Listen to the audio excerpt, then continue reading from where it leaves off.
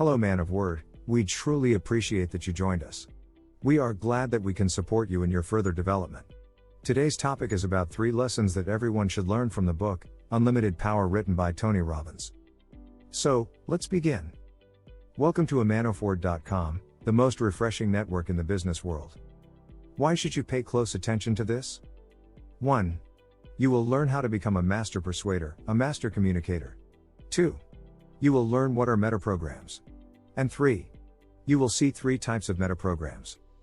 Today, we will present to you our 3rd part from the Unlimited Power series. The main topics of our video are the right key metaprograms and types of metaprograms. So, let's dive in. Lesson 1. The right key. In this book is written that one of the best ways to become aware of the astonishing diversity of human reactions is to speak to a group of people.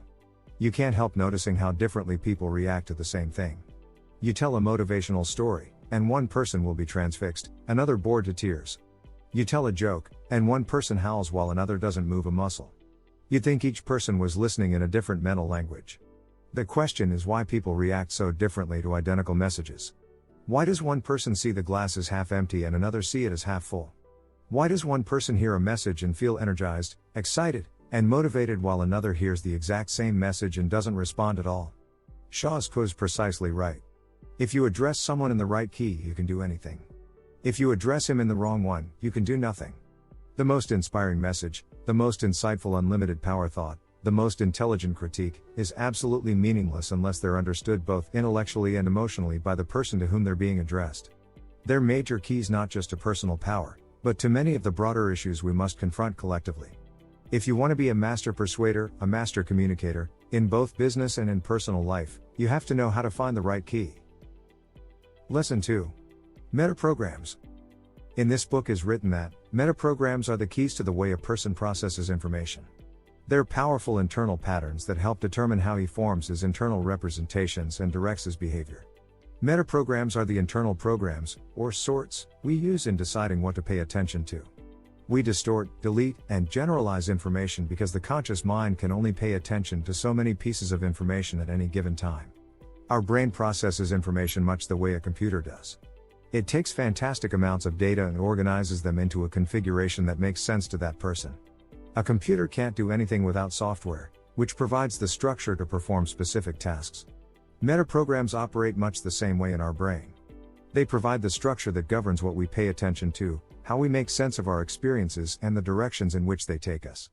They provide the basis on which we decide that something is interesting or dull, a potential blessing, or a potential threat. To communicate with a computer, you have to understand its software. To communicate effectively with a person, you have to understand his metaprograms. Lesson 3. Types of metaprograms. In this book is written that the first metaprogram involves moving towards something or moving away. All human behavior revolves around the urge to gain pleasure or avoid pain. You pull away from a lighted match in order to avoid the pain of burning your hand. You sit and watch a beautiful sunset because you get pleasure from the glorious celestial show as day glides into night. The same is true of more ambiguous actions. One person may walk a mile to work because he enjoys the exercise. Another may walk because he has a terrible phobia about being in a car.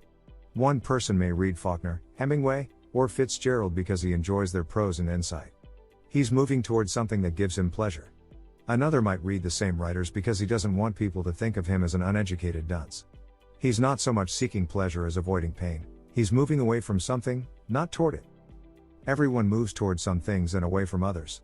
No one responds the same way to each and every stimulus, although everyone has a dominant mode, a strong tendency toward one program or another.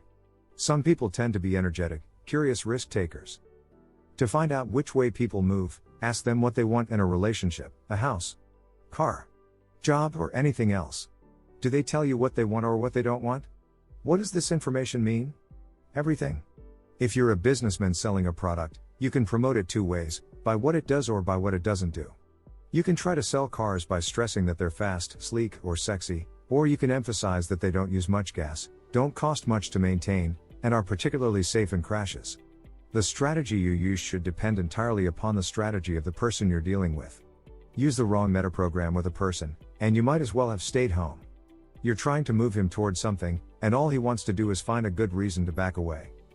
The second metaprogram deals with external and internal frames of reference. Ask someone else how he knows when he's done a good job. For some people, the proof comes from outside. The boss pats you on the back and says your work was great. You get a raise. You win a big award. Your work is noticed and applauded by your peers. When you get that sort of external approval, you know your work is good. That's an external frame of reference. For others, the proof comes from inside. They just know inside when they've done well. If you have an internal frame of reference, you can design a building that wins all sorts of architectural awards, but if you don't feel it's special, no amount of outside approval will convince you it is. Conversely, you might do a job that gets a lukewarm reception from your boss or peers, but if you feel it's good work, you'll trust your own instincts rather than theirs. That's an internal frame of reference. What kind of frame of reference do most leaders have, internal or external? A truly effective leader has to have a strong internal frame. He wouldn't be much of a leader if he spent all his time asking people what they thought of something before he took any action. And, as with metaprograms, there's an ideal balance to be struck. Remember, few people operate strictly at one extreme. A truly effective leader has to be able to take in information effectively from the outside as well.